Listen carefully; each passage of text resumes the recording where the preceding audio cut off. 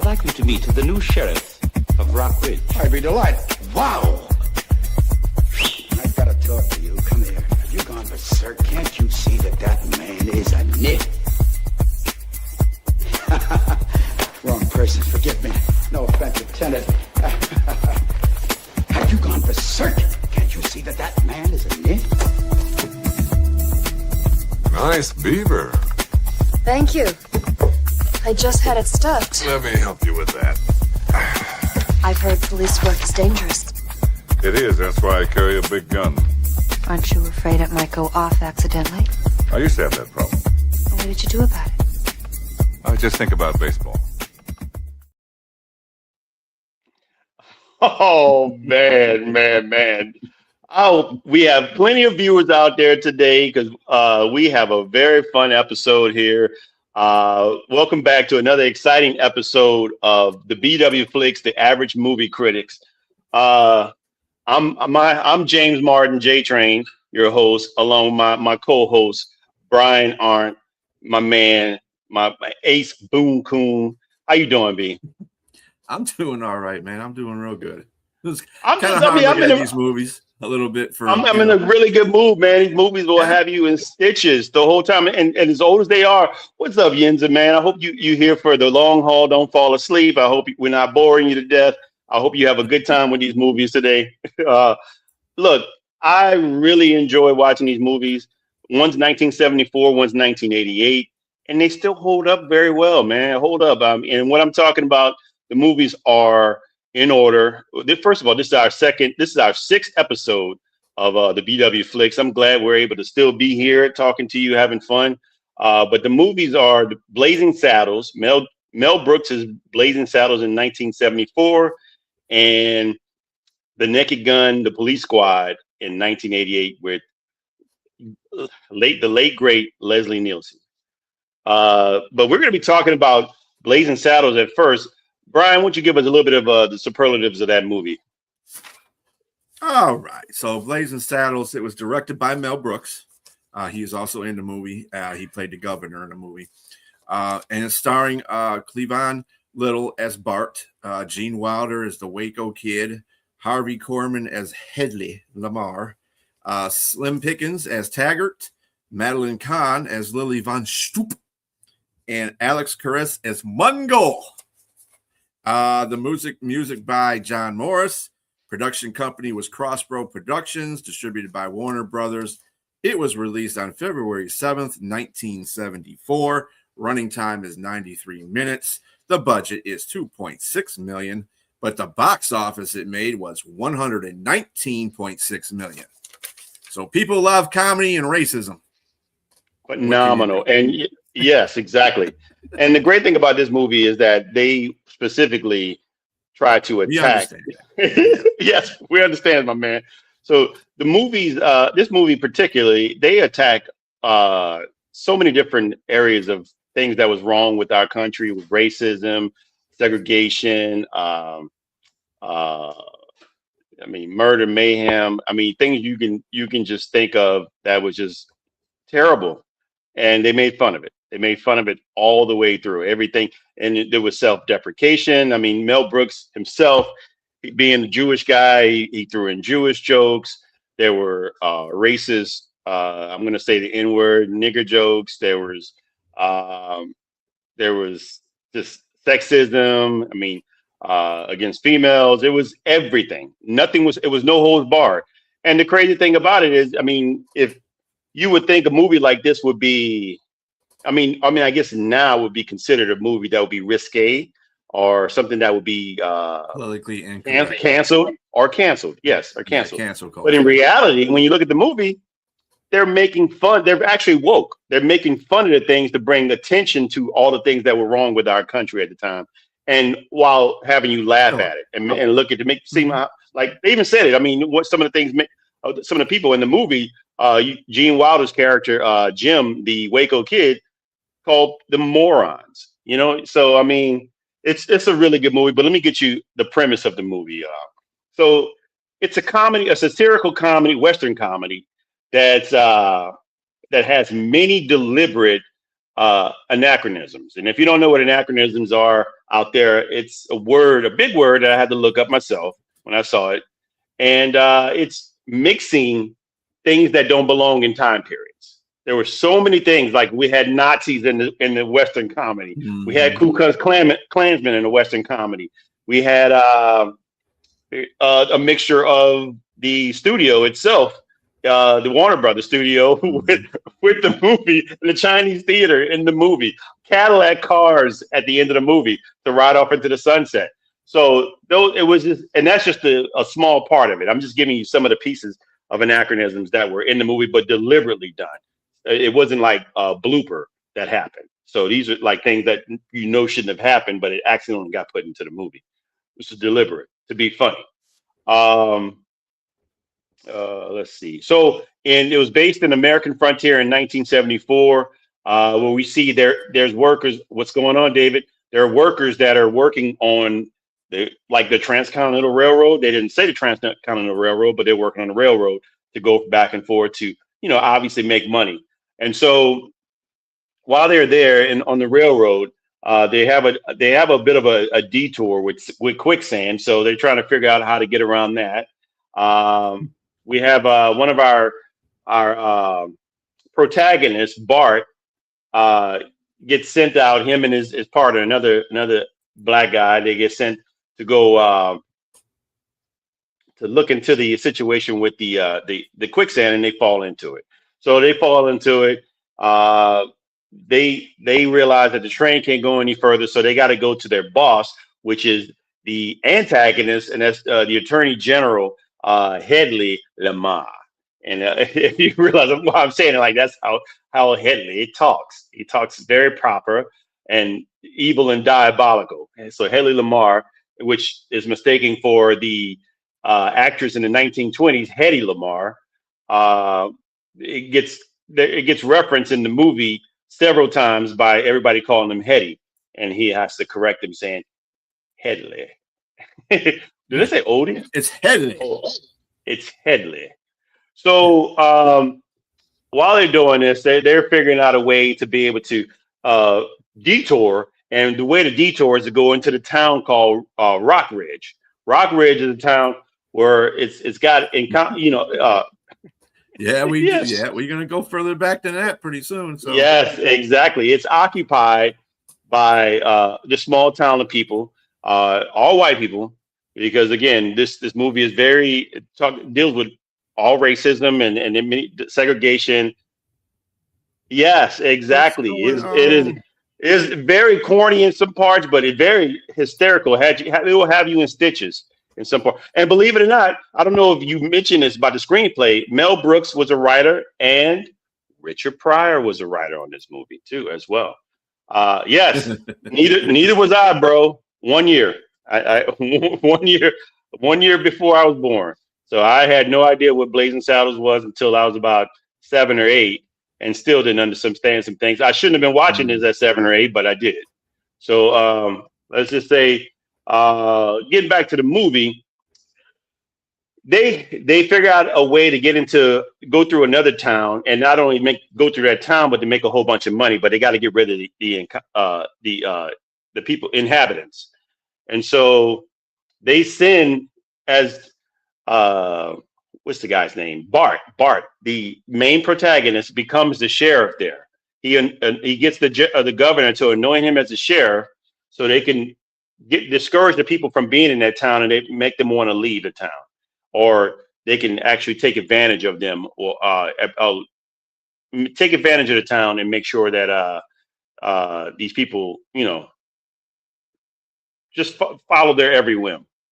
But things just seem to go wrong. I mean, it doesn't go as planned because Bart seems to be a really shrewd individual, and he's able to win over the people in the town. Yes, please find your VCR, my man. If you got beta, find it too. So you're probably too young to know what that is too. So Bart himself is able to win over the people in the town, and have like you said, there's you mentioned to me earlier, we got a video. There's this character by the name of Mungo. He's huge, dim-witted character antagonist that's meant to go into the town and take over the town. But let's watch that video real quick. You friends and neighbors kind of gather around and holy shit! Hey, you can't park that animal over there. It's illegal.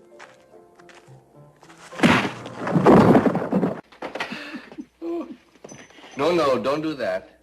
Don't do that. If you shoot him, you'll just make him mad.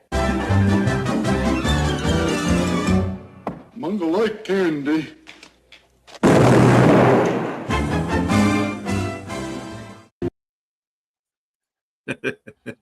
So, so they were able to subdue Mungo, not with by using the strength, which they couldn't outdo him with strength. They were able to outdo him with wit. And so, but Mungo, that wins him over as well because nobody's ever beat him, and everybody tried to subdue him previously in his past, where he was, from what the things that he said, with strength, and no, everybody was scared. Yes. Yes, that poor horse didn't stand a chance. With that said, look, I meant to mention Gene Wilder is in the movie as well, and he portrays the fastest gun in the West who's lost his confidence because he thinks his hand is real shaky and becomes an alcoholic. But they become partners there, and they help the town go up against Headley. I would keep wanting to say Hetty, just like they get you in the movie by saying Hetty, but Headley Lamar and Taggart and the rest of his cronies. Look, I really like this movie.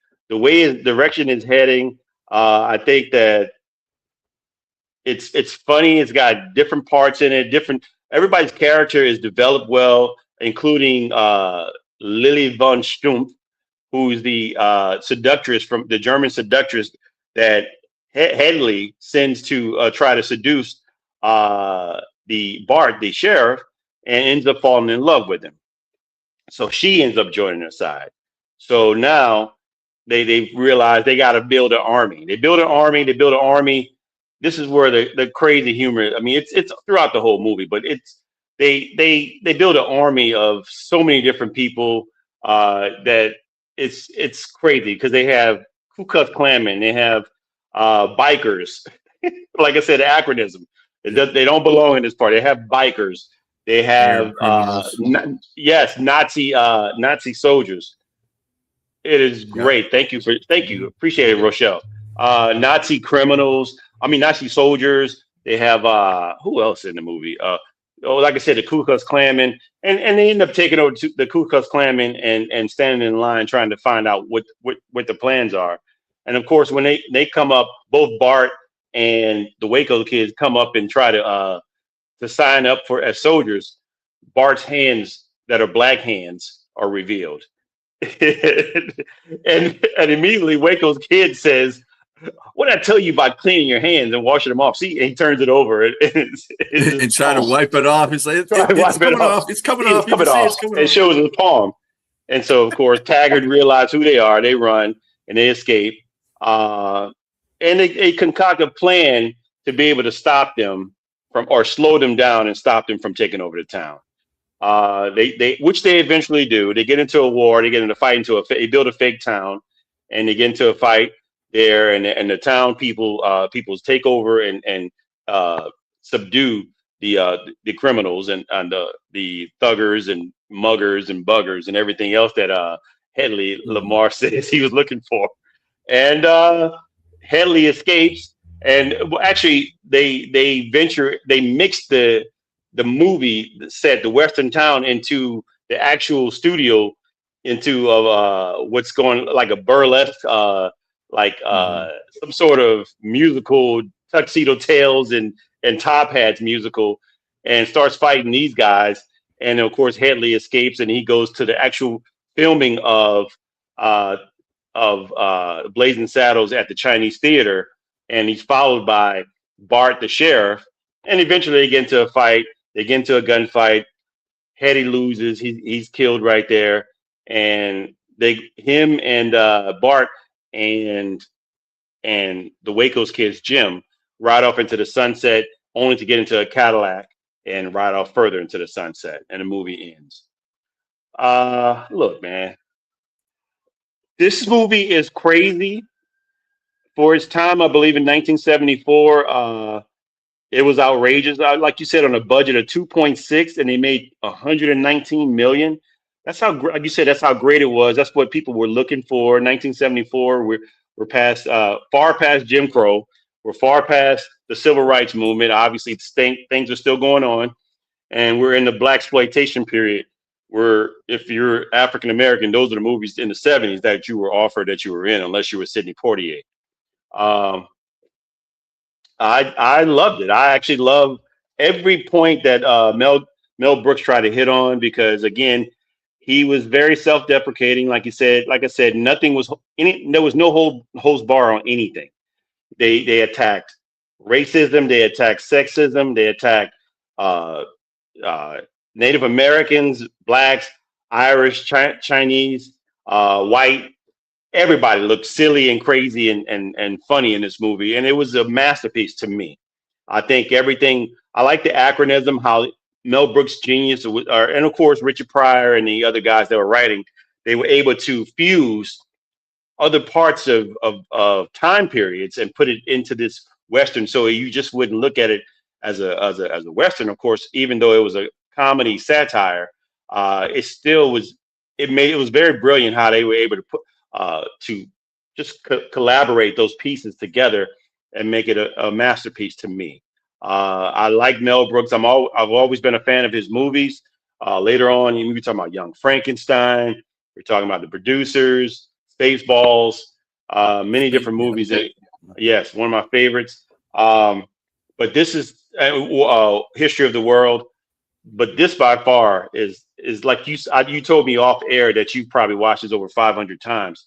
I wouldn't say I haven't watched it that much, but I've watched it enough to be able to enjoy this movie, and revisiting this movie really just had me in stitches. I was cracking up laughing the whole time, man, because it was just pretty funny, and it was so quick witted, and you could tell some of the parts of the movies there had to be ad libs in the movie. I mean, you can and that's what makes up for great comical movies. Like say for instance, like Caddyshack. From what I understand, that whole movie was just total ad lib from all the comedians, and I could tell that this movie probably was as well, but it was still well done. That they had so many different things, which I'm gonna name some of the quotes in the movie, but I want to get to your perspective and let you talk about the movie and what you think about it, and then we can go back and forth with that. We got a good time here. Well, just to give you some side notes of this movie too, in the casting, Richard Pryor was the original choice to play Sheriff Bart, but the alleged what was alleged is that the studio claimed of his drug arrest made him uninsurable and refused to approve financing with Pryor as the star. So because of his antics off the set, or not whatever the case may be, so that's why he didn't get the lead role. Mel Brooks had numerous conflicts with Warner Brothers executives, including the frequent use of the word, the N-word, Lily Von Stoop seduction scene, and the whole thing around the campfire about the flatulence when they were eating the beans, and then Mongo punching the horse out. They kind of had little things about that going on. And then they cut apart one of the lines that Bart had, which was, "I hate to disappoint you, man, but you're sucking my arm." They cut that out when they were in that seduction scene. That would have been that probably would have made even funnier. But don't punch any deers, man. Don't punch a deer, man. Be nice. Unless you're going to eat it. Unless you're going to eat it and bring it in and make some venison. Yeah, leave the deer alone. Yeah. Then you might want to even try. Never mind. Anyway, but yeah, the movie is funny. It's been an instant classic since it came out.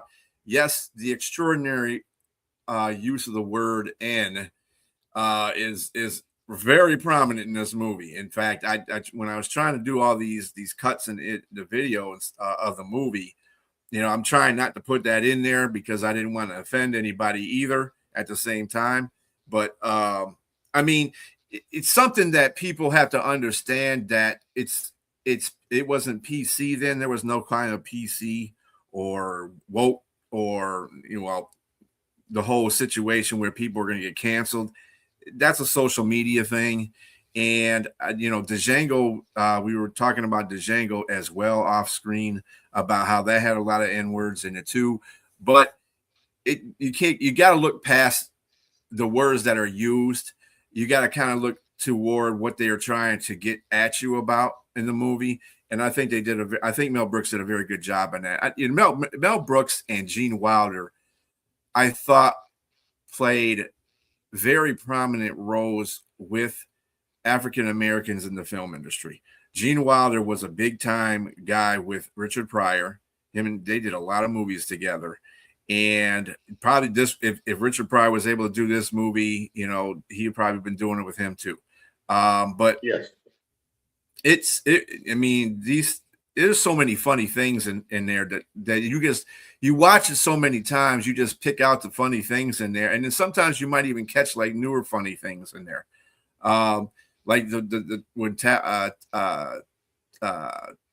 and Headley were talking in the office, and he was talking about what he was going to do to the townspeople. Taggart was going to do to the townspeople. He's going to cut and do this and what was it?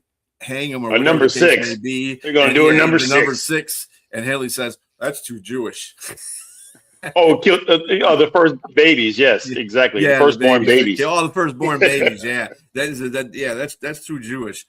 Little things like that. Or then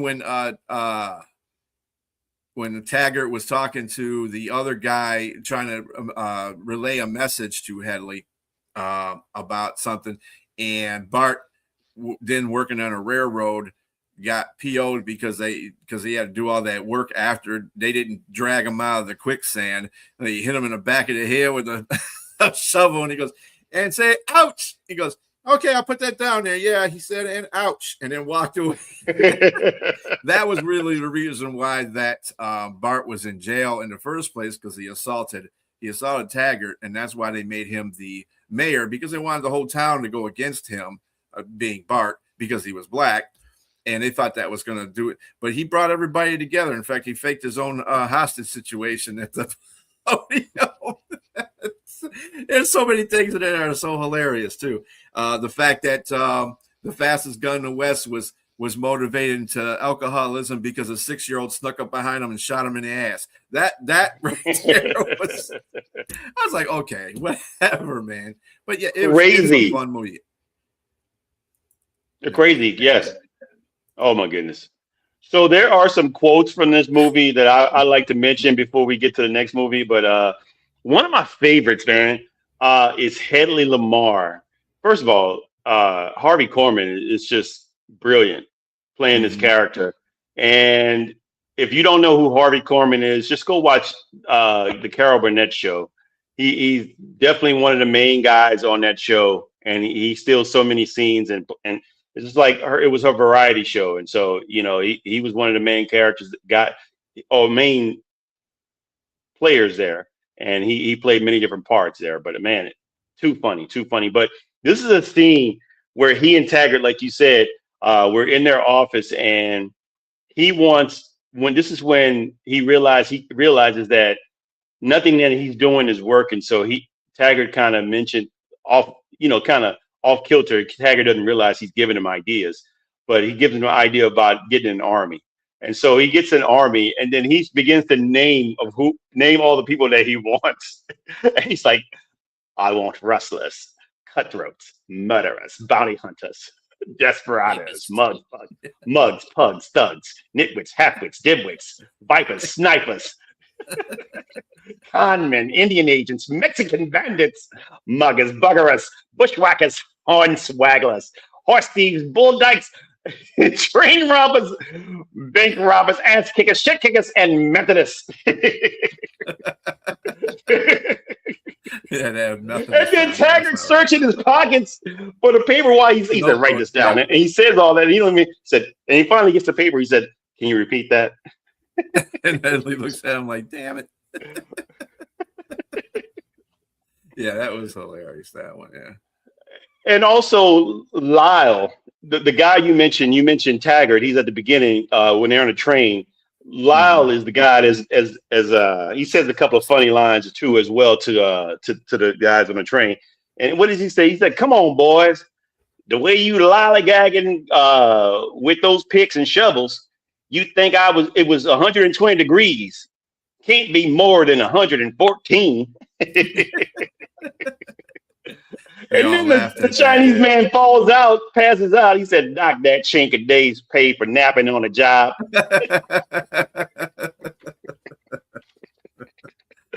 It's crazy. So, and he looks at the black man, and man, it's just so stereotypical, man. It's just hilarious. But they find a way to make fun of these guys. But I mean, Lyle goes on to say to them, he says, "Now come on, boys, where's your spirits? I don't hear no singing. When you were slaves, you sang like birds. Go on.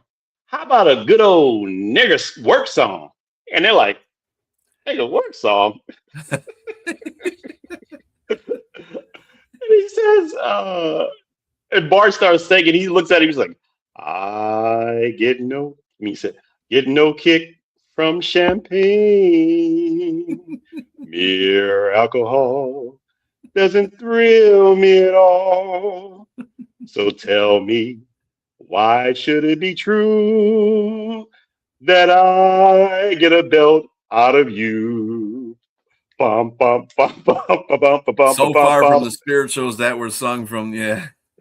And he says, hold it. What in the hell is that shit? And then he started acting out. And he said, "I'm talking about songs, a real song. Like Swing Low, Sweet Chariot." He's like, "Swing low." The black dudes are looking at each other like, "Swing low, sweet chariot." They don't know. And so that's pretty funny to me. And you know, it's just things like that. It makes him look real stupid in the movie, and it's just funny. Mel Gibson, him and Richard Pryor, man, are brilliant, very brilliant, and it was great collaboration. And like you said, with Mel Brooks. I said Mel Gibson, Mel Brooks, and the collaboration between, even if it's off screen, but Gene Wilder and Richard Pryor, they were just great together. Their chemistry together. I mean, Hear No Evil, See No Evil, Stir Crazy, Silver Streak, with them on the train. Just great movies, man. Just have you in stitches, you know. But I really enjoyed this movie, man. And that being said, I have to give this 5 buckets of popcorn with extra butter sauce. I mean, for me, it's just something I can repeat. If I see it on the screen, yes, then they're singing the Champagne song. Or they're singing Camptown Lady. They're saying right now, they're saying Camptown Lady. But I really enjoy this movie. Just watching it again just warms my heart, man. Just because, again, the premise of it and what it's meant to attack and what it's meant to do. And it's just a brilliant comedy and satire while doing so. What do you think, my man? Hey, I'm giving it a 5 too.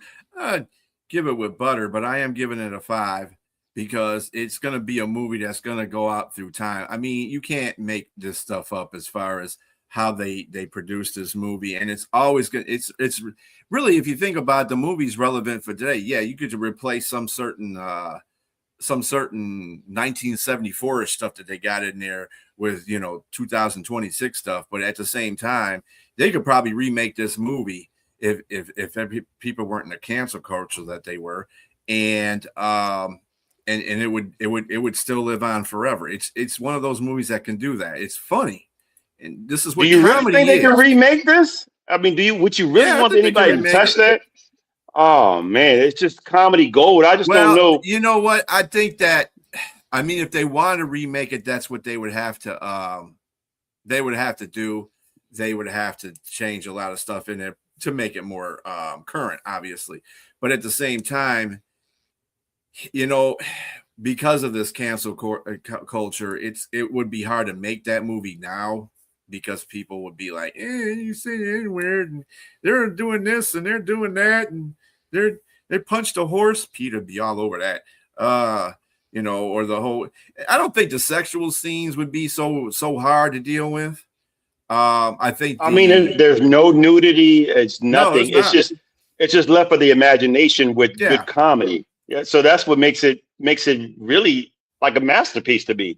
Because I mean, most movies back then, they didn't really show anything. You had, I mean, like movies back in the day, you had to have the imagination. Maybe so, Rochelle. Maybe I think the Wayans, because you know they're doing another scary movie now too. I think they got the rights back to their movies.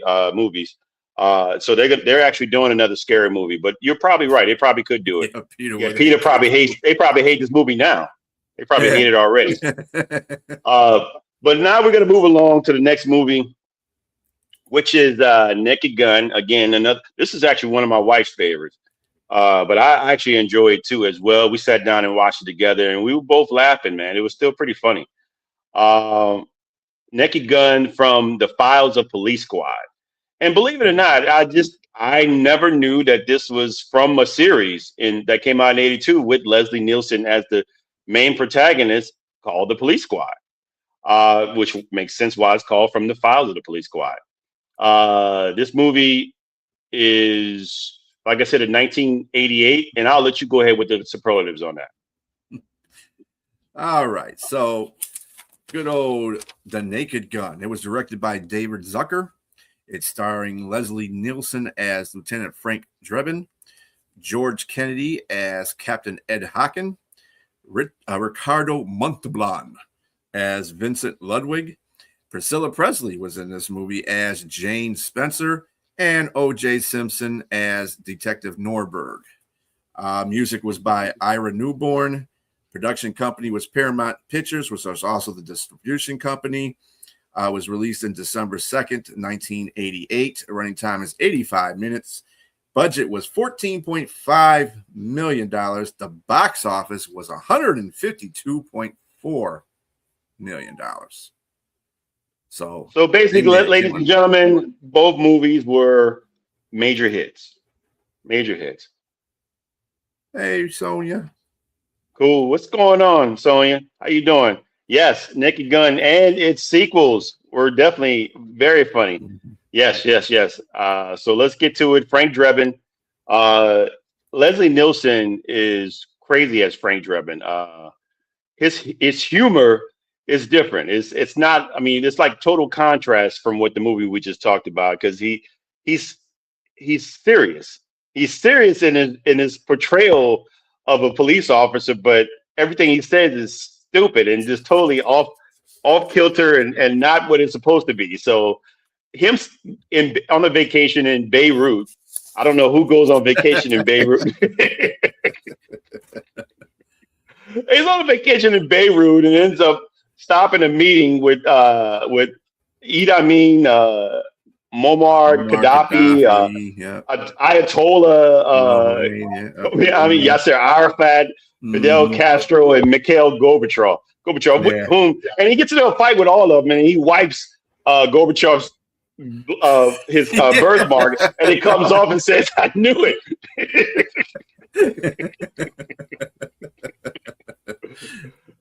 Goes back home a hero, gets off the plane thinking everybody is there for him, until it turns out everybody, and he pulls up to the mic talking about his ex-wife, and you know, is it really true about his wife? And then the captain tells him that yes, he left him for some gymnast or something like that, and the sex is the best she ever had. Like, it's way too much information, but they're there. The people are there for Weird Al Yankovic getting off the plane as well.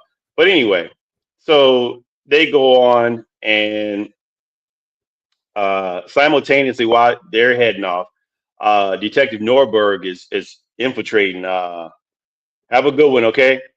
Detective Norberg is infiltrating a potential drug bust that's led by Ludwig. What is Ludwig's first name? Vincent. Vincent Ludwig. Yes, Vincent Ludwig, and they shoot him. He gets shot several times, but the crazy thing is that he does everything else to put himself in a worse position, burning his hand on the stove, hitting his head on a pipe, leaning on a wall that's got paint on it. He's like, oh, excuse me. And then steps is put into a bear trap. What is a bear trap doing in there? And then falls out and then falls into the ocean. And of course, he survives. And then they go visit him at the hospital to try to find out what's going on. Of course, he's heavily sedated already, and he's trying to tell him what's going on. And he says, "I love you," and he's, or where was he? And he said, "I love you," which is the name of the boat, ladies and gentlemen. But Frank thinks he's telling him. He said, "Well, I love you too, buddy." But he's asking about the drugs and everything. He says heroin, and he said that's gonna take. He said that's gonna take a couple of days, but that's a tall order. But that's gonna take a couple of days. I can get that for you. But I mean, it's just crazy. They go on into the situation where Frank goes to a conference to acknowledge the police squad is going to be escorting the Queen. A lot of shenanigans happen there. Wait, which video do we have? Just Brian, just so I remember, so I won't. This is the baseball one at the end, near the end, so when he's trying to find out about the player that is the one that's going to be under mind control. Okay, cool. To shoot the Queen. So Drebin does more investigation, particularly with Ludwig. His assistant Jane keeps tabs on Drebin. They become very close and fall in love in the movie. Ludwig's plot is met with pap smear, where they discuss $20 million to assassinate the Queen. And so Ludwig's plan is he has this control, a hypnotic mind control, where when he presses a button, he takes a person, any average person it could be, to follow his direction and will actually try to kill whoever he says to kill. And so Drebin stumbles upon an assassination attempt of Detective Norberg at the hospital, and it turns out to be his doctor. But protecting him, he inadvertently knocks the doctor out. The doctor ends up on some machine out in the streets, and he's crashing into many different things. And of course, he dies after he's run into so many different cars and trucks and missile launchers and blows up finally. But it's crazy. Yes, into the fireworks factory. And of course, the Chinese people come running out of this. Is so stereotypical. Good evening, Danny. Hopefully you were able to catch our take on the first movie we talked about was Blazing Saddles. The two confront one another at the Queen's reception, both Frank and Ludwig, and Ludwig grabs a musket. Frank mistakenly mistakes that as an assassination attempt at the Queen, and of course runs to save her. He knocks her on the table and finds himself in a compromising missionary position, that is, and with her legs in the air, and they slide all the way down for the media to take pictures, which gets Frank fired from the force or police squad. Jane gets the news. Yes, not just the first one, but all the series. Yes, at some point we will be doing that. Jane gets news of the assassination plot and alerts Frank. Frank has to go in with the disguise to the stadium, because the assassination attempt is going to be at the stadium. Yes, both these comedies are classic, Danny. I mean, forever. I would tell Danny this and keep going. Danny, I still watch both movies and they still hold up, and they still make me laugh. It's like it's not like there's parts of the movie that I watch and I'm like, oh, that's not funny anymore. All of it's still pretty funny. So Frank goes into disguise first as an opera singer that he ties up and holds him into the into the dressing room where he is and goes out and sings. Is this a part or a little bit later that we need to do the video? It's the one where he's the umpire. Yes. So he does the American anthem, and it's terrible. And then he goes back and then becomes an umpire as he knocks one of the guys out and takes his uniform and goes out to go call the game. And we're gonna watch a video quick on that real quick. Or should I tell a little more about it? No, you're good.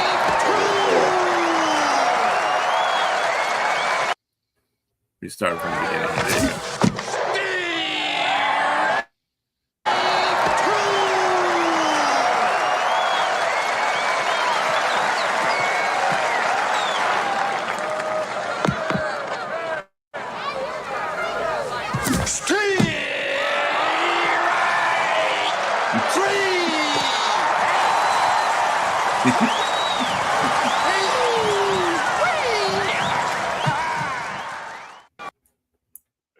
So he calls a strike before it even comes to the catcher, because he was so excited about how everybody was cheering him on. He think everything's for him, man. Oh my god, they never get stale or old, man. It's just hilarious. And so I think the thing about that, the movie at this time coming out, or us reviewing it, and the way baseball is right now, if people would kind of rather go back to the old days of the umpire calling the balls and the strikes than ABS. In fact, that's just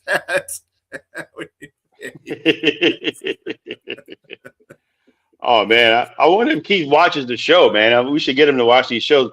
But we probably got to do movies like Major League and Field of Dreams or something like that, or Necessary Roughness, which are great movies, all great. Yeah, oh yes, he probably ever since our bomb of that movie, he probably stopped watching. But that being said, so Frank, he let me see, he gets into it with the ump and the manager.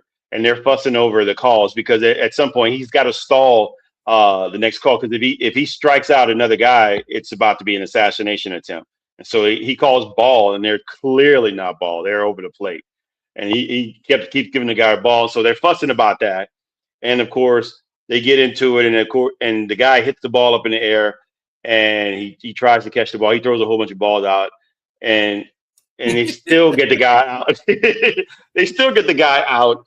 And that's when Reggie Jackson, who's he's on the Angels, right? He's playing on the Angels. He's playing on the Angels. He gets called. He's the assassinator, and the button gets clicked, and he goes to try to assassinate the Queen.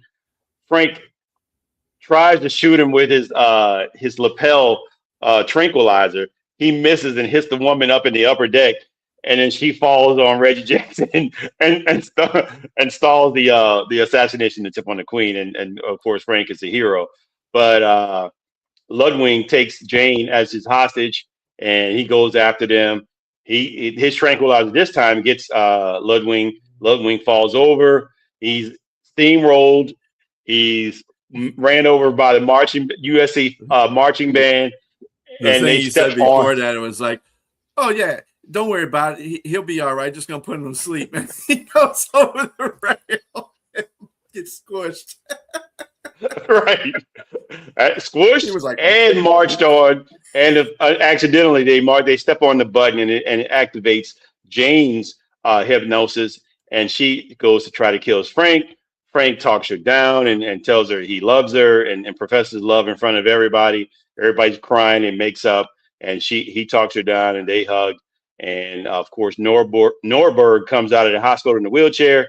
He's glad to see him, and he accidentally knocks him down. He goes down the steps and flips over the rail and falls down. The end. Too many pieces to cover in this movie. So many funny parts in this movie, man. It's just hilarious. Just one of my favorite movies, man. Naked Gun 2 was good.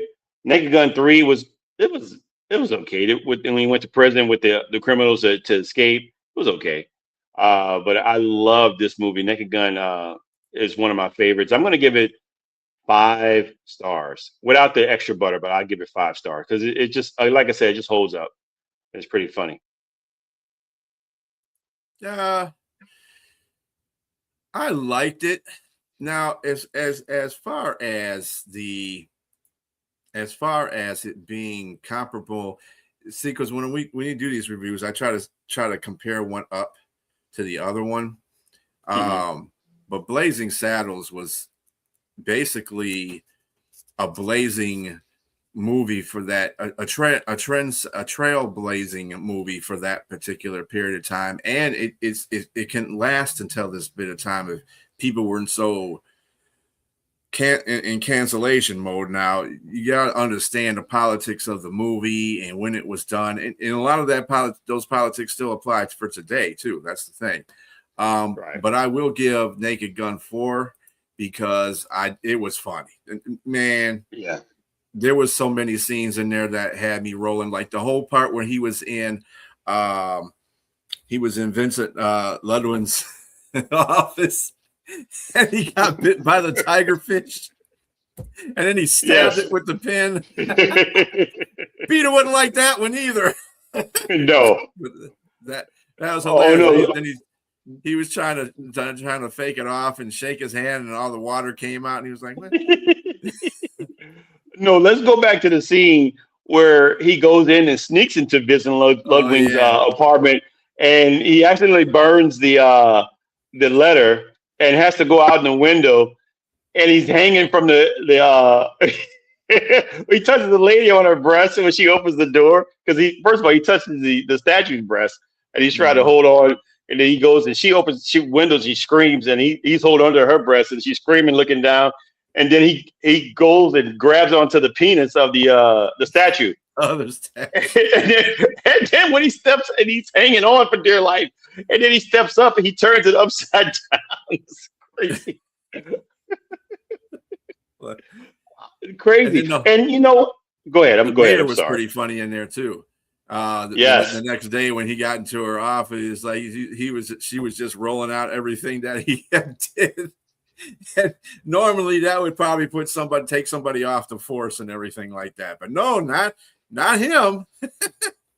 Especially when she said that we can't have what happened last year. He said, when I see crazy 5 crazy people in the park doing something, I forgot what he said, paraphrasing, I shoot him. That's what I do.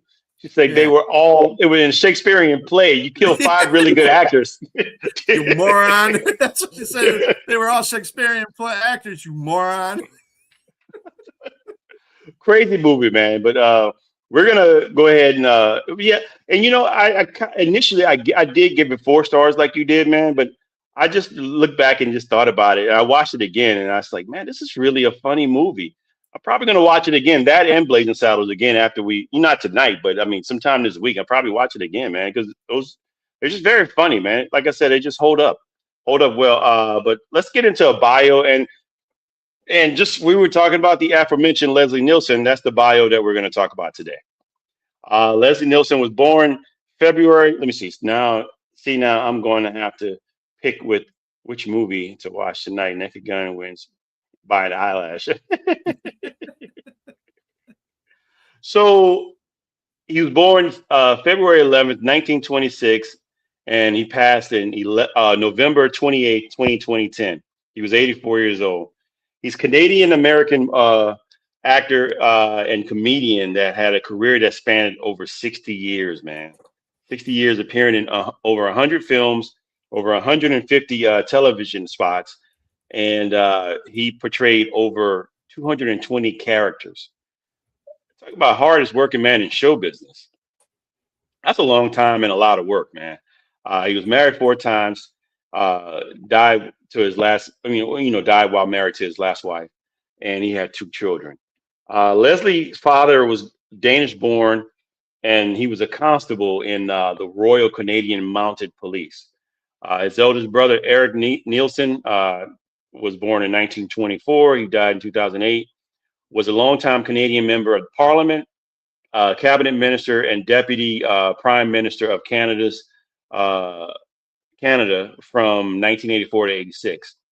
So Leslie's career began in television during the golden age of appearing in 46 live programs in 1950 alone. He was paid very little, making roughly $75 to $100 per episode. He did Broadway for the first time in 1952, and his debut was Seagulls over Sorrento as a petty officer named Petty Officer Herbert. In 1956, he made his feature film debut in a musical called The Vagabond King. His second film was a sci-fi movie, which I got to check out because I remember seeing, I think this might have been on Mystery Science Theater once before, I'm not sure, but The Forbidden Planet, which got him a contract with Metro Goldwyn Mayer, or MGM for short. It was an instant success. In 1957, he was in a rom-com called Tommy and the Bachelor, but he ended up leaving MGM trying for larger roles like Ben-Hur in 1959, but was beat out by Stephen Boyd. His next venture was the Disney miniseries The Swamp Fox, which was highly budgeted, and they made one episode per month, which he mentioned that he really loved because it wasn't just like one episode per week. It was about eight episodes, and it lasted from 1959 to 1961, and he portrayed the character or war hero Francis Marion. He'd go on for more TV appearances, including Justice, Alfred Hitchcock Presents, Voyage to the Bottom of the Sea, Wagon Train, Gunsmoke, Columbo, The Virginian, The Wild Wild West. In 1961, he did the series called The New Breed, a police drama. And in 1968, he portrayed a major role in the pilot of Hawaii Five-0. Of course, that has seven seasons, but I don't think he did. He only did the one pilot. In 1969, he was in a series called The Bold Ones, The Protectors. 1972, he was the captain in the Poseidon Adventure, which I remember. It was very funny because, again, he did a lot of dramatic roles, and I remember the scene when the water was going to hit the captain's deck, and he was just standing there looking with a serious look, and it was funny because it's Leslie Nielsen, but he just stayed there. He didn't smile. He didn't do anything. The water just coming towards him, and it hit them, and he instantly drowned. 1973, his comedy began with MASH. It was the episode called The Ring Banger. In 1980, Airplane. This is where things took off for him. This was the turning point in his career, and he played the captain in the movie, and he had a famous line in that movie, which became a trademark line that people probably say to this day and probably don't even know where it comes from. But surely you can't be serious. And he responds with, I am serious. And don't call me Shirley. And it stuck. Everybody says that line. And he said he never knew that. Right? Yes, that was an airplane. Yeah. Yes. And it stuck. And he said that he never knew that line would be as big as it was. Movie. Very funny movie. We may have to talk about that at some point. That line was number 79 in American Film Institute's AFI's 100 Years, 100 Movie Quotes. So, yes, classic. Especially when everybody gets in the line to quiet the lady down in the airplane, and you see everybody. He slaps her twice. When the nun tries to stop him, he looks back and slaps her again 2 times. Oh, the one that got me is when Barbara Billingsley was on there talking jive. So look at she knew everything. Yeah. She was a translator. If I wasn't that far removed from those type of shows, Leave It to Beaver and stuff like that, because they were rerun. But it was like, look at this, Leave It to Beaver's mom's on here and trying to talk jive. I said, that is hilarious just in itself. Very funny. And just let you know that these people are broad in their talent. So I mean, you look at, you typecast people as certain characters, and you only remember them as those. Like I watched Nick at Night too as well, and so I watched like Mr. Ed, Leave It to Beaver, My Three Sons, all those type of My Favorite Martian, many different things like that. You know, I would watch all those shows. Let me see. He also had 1982 Police Squad. Like I said, he was Frank Drebin. And of course, 1988, the movie we just reviewed, the aforementioned Naked Gun and his subsequent sequels. But he was also in Prom Night in 1980. He was in Creepshow in 1982. And he had a lot of duds too later on. You know, he did Repossess, which is a dud, 1990. 2001, A Space Travesty, 2001. These are cult movies for people who love Leslie Nielsen. So if you're a Leslie Nielsen fan, you're going to love these movies, but they didn't do well at the box office. Dracula Dead and Loving It, Spy Hard, 1996, and Wrongfully Accused.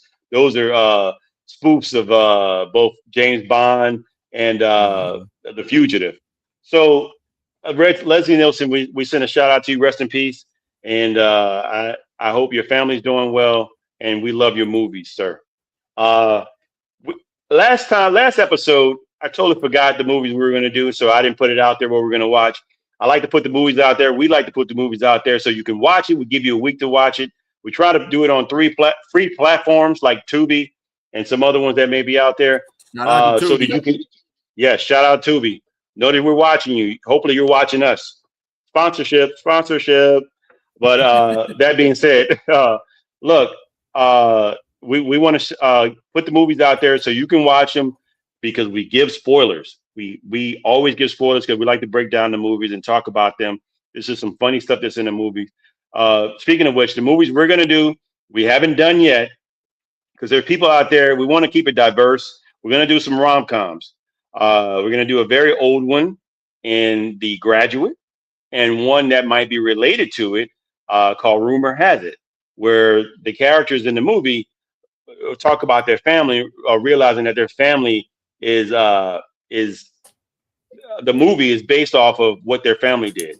And so these are the movies that we're going to have. The Rumor Has It, and The Graduate. One oldie but goodie and a not so oldie but goodie. So hopefully you enjoy, again, watch those movies and come back to us. And like I said, we have spoilers. But B, you got anything for the people out there? No, actually, we had a really good show today. I think it was fun. A lot of participants. Thank you, Danny. Thank you, as always, Robbie. And these movies were just 2 classically funny movies that we did today. And hopefully that the 2 that we do, The Graduate, I know is a classic. Rumor Has It is one that is not as prominent as The Graduate, but it's still a funny rom-com. And we're going to talk about that. Yeah, but hey, cool. By the way, if you guys really, we haven't gotten the emails yet, guys, and get the email down there so you can send us your request. Yes, I'm not saying we're going to follow to them immediately, but we will formulate a list. And this way, bwflix2026@gmail.com is the email. And we also take criticism. We also take constructive criticism. If you got anything you want to say about us, or anything, you can put it in the chat, or you can actually thank you, Dan. We appreciate you, man. But put it in the chat, or you can actually put it in the email. That being said, if you like our show, please subscribe, like the episodes that you see, and share it with your friends. Because we got plenty more to come. We got a lot of different things. We're going to do birthdays of actors. We're going to do holidays, movies. We're going to do a lot of different things here. And we want to be, and we're going to do our top 5 of movies too, as well. So please put it in the email, and please put it in the chat what you like. And like B said, we'll try to get to it as quick as we can because we already have a list here. And again, our show is Tuesday nights on YouTube. And what are we on Facebook as well? Yep. Yeah, YouTube and Facebook. Please like, subscribe, and share. And this is BW Flix. I'm James Martin, and this is B Strilla, and we will see you next week Tuesday at 8 p.m.